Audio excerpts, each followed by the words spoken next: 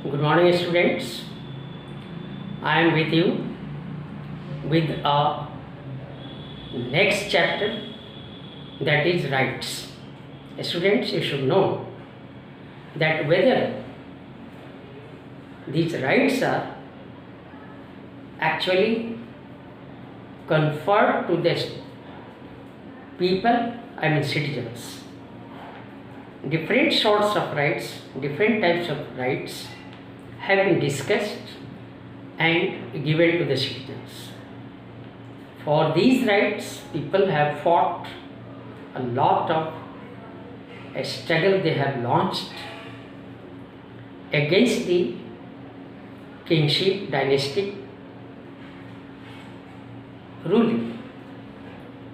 It may be that rights are there, how to contest the election, right to vote, and form parties or other institutions. These are the rights have been discussed throughout the world in different countries.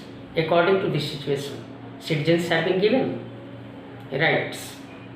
अब हम चर्चा करेंगे actually what are rights. Rights हैं क्या? कुछ विद्वानों का मत है that rights are that sort of entitlement. इस तरह की ये एंटाइटलमेंट है जो आपको जस्टिफाई करता है to be a citizen, to be an individual, to be a group of people. ये आपको एंटाइटल करता है, जस्टिफाई करता है, जिसके माध्यम से हमें उन सारे चीज़ों का राइट्स मिलता है जिससे हमारा जो डेवलपमेंट है वो मिनिमल डेवलपमेंट, वो अनवरत रेगुलर चलते रहता है. इस प्रकार से राइट्स की जब चर्चा होती है तो कहीं ना कहीं बात उठती है कि एक्चुअली राइट्स को किस दृष्टिकोण से देखा जाए. क्या हमारी जो इच्छाएं हैं, हम जो करना चाहते हैं, लेकिन वो किसी समाज में या किसी इंस्टीट्यूशंस में या पूरी सोसाइटी उसको रिकॉग्नाइज नहीं करती, तो क्या वो राइट्स हैं या राइट्स बनेंगे? क्या उसके लिए हम क्लेम कर सकते हैं? इस तरह से मैं कहना चाहूँगा, जैसे सपोज कीजिए कि आप एक स्कूल के स्टूडेंट्स हैं, तो जो स्कूल का प्रेस्क्राइब्ड यूनिफॉर्म है उसको ही हमें यूज़ करना है. अर्थात स्टूडेंट्स वही यूनिफॉर्म यूज़ करेंगे जो स्कूल के द्वारा निर्धारित किया गया है, ना कि अपने अन्य कैजुअल ड्रेस में जाएंगे. नहीं, क्योंकि वो हमारा राइट्स नहीं है. कुछ लोगों का ये मत है कि हम चाहते हैं कि सारा दिन सारी रात घूमते रहें, लेट नाइट हम अपने घर आएँ. तो क्या ऐसा हमारा समाज या हमारी खुद की फैमिली क्या उसको अलाउ करेगी? क्या इसको राइट्स के रूप में क्लेम किया जाए कि हम लेट नाइट आएंगे, हम कोई भी कपड़े पहनकर स्कूल जाएंगे? तो ये राइट्स के दायरे में नहीं आता, क्योंकि समाज, आपका इंस्टीट्यूशन उसको रिकॉग्नाइज नहीं करता. इसलिए बात यहाँ आती है कि जिसको समाज रिकॉग्नाइज करता है, जो लोगों की बेनिफिट्स के लिए, डेवलपमेंट के लिए ज़रूरी है, उसको हम राइट्स के अंतर्गत रखते हैं. अब बात फिर आगे बढ़ती है कि क्या ये राइट्स हमारे जो गवर्नमेंट के द्वारा, स्टेट के द्वारा जो रिलीज़ की जाती है, तो क्या ये गवर्नमेंट के द्वारा जो राइट्स रिलीज़ की जाती है, कहीं ना कहीं गवर्नमेंट का ये एश्योरेंस रहता है कि एक इक्वालिटीज़ होगी, एक इक्वल अपॉर्चुनिटी के माध्यम से सबको राइट्स मिलेंगे. अर्थात सपोज कीजिए कि कोई व्यक्ति उसके डेवलपमेंट के लिए मिनिमम लाइफ लीड करने के लिए, गुड लाइफ लीड करने के लिए जिस राइट्स की वो कामना करता है, इच्छा करता है और समाज उसको रिकॉग्नाइज करता है। ये जरूरी है कि वो rights should be given to the citizens, to the people of that society. Not only that, suppose करें कि हमें या आपको किसी भी इंस्टीट्यूशन में आपको जॉब मिलता है, निश्चित रूप से इस जॉब के माध्यम से आप इंडिपेंडेंट होंगे इकोनॉमिकली, तो उससे आप में एक अपने अनुसार फ्रीली अपने टैलेंट का, अपनी कैपेसिटी का, स्टैमिना का निश्चित रूप से विकास करने में सक्षम होंगे। किंतु जिस इंस्टीट्यूशन में आप काम करते हैं और उसके अनुसार काम के अतिरिक्त अन्य किसी प्रकार का आपके ऊपर प्रेशर है, तो वो आपके राइट्स का वायलेशन है। अर्थात वहाँ पे अगर आपको फ्री टाइम नहीं मिलता है, आपको डिग्निटी और रिस्पेक्ट नहीं मिलता है। काम करने का मतलब है मनुष्य काम इसलिए करता है कि वो इकोनॉमिकली इंडिपेंडेंट हो, अपने टैलेंट का यूज़ करे और इसके साथ साथ उसको सेल्फ रेस्पेक्ट मिले और डिग्निटी मिले जिस समाज में रहता है वहाँ पे। इसलिए ज़रूरी है कि ना केवल मनुष्य को राइट टू वोट का ही अधिकार हो, राइट टू कॉन्टेस्ट इलेक्शन हो, बल्कि एक दूसरा उसमें अध्याय में जुड़ता है, वो है मनुष्य का सेल्फ रेस्पेक्ट और उसकी डिग्निटी। अर्थात हमें सेल्फ रेस्पेक्ट और डिग्निटी के साथ भी अन्य राइट्स चाहिए। अब बात आती है क्योंकि मनुष्य में कुछ ऐसे गुण हैं, तो इस तरह से इन गुणों को एनकैश करने के लिए उसको प्रॉपर एटमॉस्फेयर या अपॉर्चुनिटीज चाहिए। इस अपॉर्चुनिटी के माध्यम से वो टैलेंट का यूज़ कर सकता है। अब आगे बढ़ाते हैं।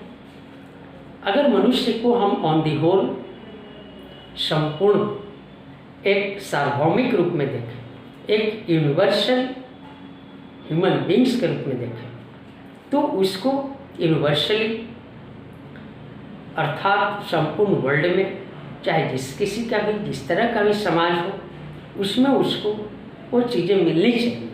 जैसे हमने लिया राइट टू एजुकेशन, यानी एजुकेशन उसको मिलनी चाहिए।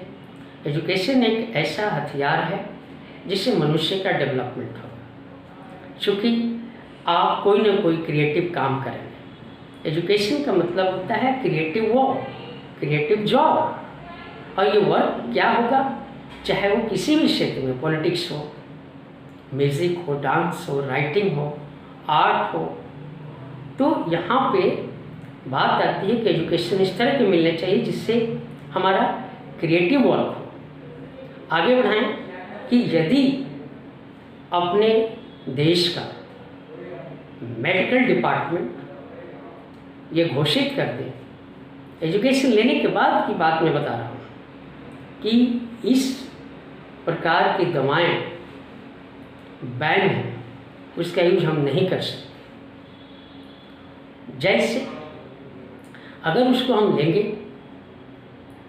या उसको इंजेक्शन के रूप में हम लेंगे या फिर दवा के रूप में, उससे हमारा हेल्थ खराब होगा। हेल्थ के साथ साथ हमारे आसपास की जो वातावरण है वो भी कहीं ना कहीं अफेक्टेड होगी। जैसे ड्रग्स है, अगर ड्रग्स लेने वाला व्यक्ति ड्रग्स लेता है, कोई स्मोकिंग करता है, कोई टोबैको च्यूइंग करता है, तो निश्चित रूप से ना केवल लेने वाला उसकी हेल्थ खराब होती है, बल्कि उसके आसपास रहने वाले लोगों के भी हेल्थ पे उसका इफेक्ट होता है। इसलिए राइट्स को हम उसी अंदाज में, उसी दायरे में, उसी एक लिमिटेशंस में रखेंगे। अर्थात एजुकेशन इस बात की ओर इंडिकेट करता है कि a person who gets education should do something creative in all the respects। अब बात आती है कि इस तरह के सिस्टम को हमें डेवलप करना है। आपका राइट्स का जो नेक्स्ट टॉपिक है that is where do rights come from. अब बात आती है कि राइट्स आता कहाँ से है, राइट्स कैसे दिया जाए, कौन से वो सोर्सेस हैं जिससे राइट्स को लिया गया है। तो इन दिस रिगार्ड इस क्षेत्र में हमारे बहुत से जो पॉलिटिकल थिंकर्स हैं, पॉलिटिकल साइंटिस्ट हैं, इन्होंने अपना मत दिया है। Man is born freely in the lap of nature, hence nature और god has provided some sorts of rights to the people. ये क्या है, जैसे इसको हम नेचुरल लॉ के रूप में मानते हैं, जैसे right to life, right to property and right to liberty. अर्थात नेचर के ही तरफ से हमें ये सारे राइट्स मिले हुए हैं। मीन्स नेचर, और you can call God also, has given us some sorts of rights naturally we have got। तो इस तरह से बात उठती है। अब नेचर ने जब हमें राइट्स दिया है तो किसी भी स्टेट या गवर्नमेंट का ये अधिकार नहीं है कि हमारे राइट्स को छीन ले। मीन्स नो स्टेट और government can take away our rights which have been provided by nature और नॉट गॉड। तो यहाँ पे ये सिस्टम है। तो हम ये पढ़ रहे हैं कि एक्चुअली कहाँ से राइट्स का एमरजेंस हुआ, कहाँ से निकला। अब बात आती है कि इन दिनों प्रेजेंट सिनेरियो में of the world, in all the societies of the world, the very natural laws have been replaced by human rights. अर्थात ह्यूमन राइट्स आज काफ़ी इम्पॉर्टेंट मॉडर्न टाइम में हुआ है और उसका प्रभाव भी आप सबको देखने के लिए मिलता है। ये हमारा ह्यूमन राइट्स है, इसका लॉजिक है, इसका तर्क है कि नेचुरल लॉज से काम नहीं चलेगा। ह्यूमन राइट्स के अनुसार rights are those guarantees, they are guarantees. ये गारंटी के रूप में आप सबको, हम सबको मिलता है, जो हमारे डेवलपमेंट के लिए अति आवश्यक है। ह्यूमन राइट्स में के माध्यम से ये बताने का प्रयास किया गया है कि जो भी राइट्स हैं, चाहे वो पॉलिटिकल राइट्स हैं, चाहे वो आपके सिविल राइट्स हैं या नेचुरल लॉज, ये सारे राइट्स हमारे लिए कितने इम्पॉर्टेंट हैं, इस पे उनकी चर्चा हो रही है। उनका कहने का मतलब है कि राइट्स हमारी गारंटी है जिसके माध्यम से हम कोई भी अपना डेवलपमेंट, अपने टैलेंट का यूज कर सकते हैं। इस सिलसिले में उन्होंने बताया है कि राइट्स किस तरह से हमारे डेवलपमेंट के लिए, चाहे वो एजुकेशनल के क्षेत्र में हो, इकोनॉमी के क्षेत्र में हो, सिविल राइट्स हो, पॉलिटिकल राइट्स हो, ये सारे कहीं ना कहीं राइट्स आज ह्यूमन राइट्स के अंतर्गत आ रहे हैं। बहुत से देशों में राइट्स के बारे में चर्चा की गई, स्ट्रगल हुआ, क्योंकि उनके बीच कहीं ना कहीं इनइक्वालिटीज़ थी। इसलिए यूनाइटेड नेशंस के द्वारा राइट्स का, यूनिवर्सल राइट्स का डिक्लेरेशन हुआ। अर्थात ऐसा कोई भी व्यक्ति नहीं इस दुनिया में जिसको राइट्स नहीं मिलेंगे। आपने भी अनुभव किया होगा कि किस तरह से caste, race, religion, region, economic status के आधार पर अभी भी इनइक्वालिटीज हैं। रिसेंटली आपने देखा कैसे अमेरिका में एक ब्लैक पर्सन को वहाँ के वाइट सोल्जर्स ने शूट कर दिया। क्या कारण है भाई? तो क्या ये इनइक्वालिटीज नहीं है? जबकि ये डिक्लेरेशन है यूनाइटेड नेशंस का to protect the rights of the people. इसलिए ये ज़रूरी हो गया है कि किसी भी राइट्स को प्रोटेक्शन के लिए भी फोर्स हैं, क्योंकि राइट्स क्या हैं? हमारे उस तरह के अधिकार हैं जो हमारे स्वतंत्रता को देती है। हमारे खिलाफ कोई आवाज़ जो समाज की भलाई के लिए ना हो, उसके लिए हम आवाज़ उठाते हैं उसके खिलाफ। और फिर क्या होता है? जब एक group of people they have been either denied about such a right which is much more beneficial for the benefits of the society people, then इसने बहुत सारे लोगों को स्ट्रगल के लिए उभारा, प्रोवोक किया, और फिर बहुत देशों के गवर्नमेंट ने नए सिस्टम के तहत अधिकारों को अल्टर किया, चेंज किया, ताकि लोगों का भला हो सके। इस प्रकार आगे बढ़ाते हुए हम आपको बताएं कि राइट्स की जब बात होती है तो आज इन सारी राइट्स के अतिरिक्त हमारे समाज में, पूरे विश्व में इस तरह के राइट्स आ रहे हैं, इस तरह की समस्याएं खड़ी हो गई हैं कि इन राइट्स के अतिरिक्त अन्य राइट्स की भी चर्चा होने लगी है। You must have observed regarding the degradation in atmosphere, I mean in environment। तो ये बहुत बड़ा एक चैलेंज है, एक बहुत बड़ा एक चैलेंज है, एक थ्रेट्स है फॉर ह्यूमन बीइंग्स। और एनवायरनमेंट प्रॉब्लम के साथ साथ जैसे पॉल्यूशन है, depletion of the ozone layer है, हमारे पेड़ों की कटाई चल रही है। अभी रिसेंटली जिस डिजीज से पूरी दुनिया कष्ट में है, lakhs of people have lost their lives because of corona virus. तो ये क्या हमारे समाज के लिए चैलेंज नहीं है? तो क्या इस तरह के अधिकार भी लोगों को मिले हैं कि वो किसी भी तरह की बीमारी को फैलाने का अधिकार रखते हैं? नहीं। इसको world leaders, world people can not allow to produce such disease और arms which are fatal to the existence of the earth planet. तो ये हमारे लिए चैलेंज है।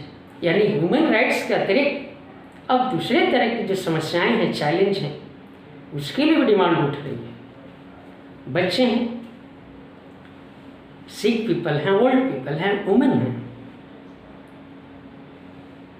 ड्यूरिंग द वॉर पीरियड और natural crisis and man made disaster में उनकी रक्षा कैसे होगी?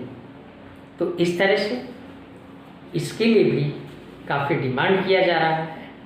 बहुत सारी दुनिया में एग्जाम्पल्स हैं जो राइट्स के अंतर्गत उसको शामिल करने का प्रयास किया जा रहा है। तो इस प्रकार से राइट्स के बारे में आपने जाना कि उस समस्याएं और हमारे समक्ष जो चैलेंज है, डिफ़िकल्टीज हैं, यही हमारे राइट्स को प्रोड्यूस करती हैं और बेटर अपॉर्चुनिटीज़ भी हैं जिससे लोगों का सस्टेनेबल डेवलपमेंट हो, उनका एजुकेशन सिस्टम बढ़े। ये सारी चीज़ें कहीं ना कहीं राइट्स को प्रोड्यूस करती हैं और यही इनके सोर्सेस ऑफ राइट्स हैं। Students, now this topic is finished, we will see once again. Thank you.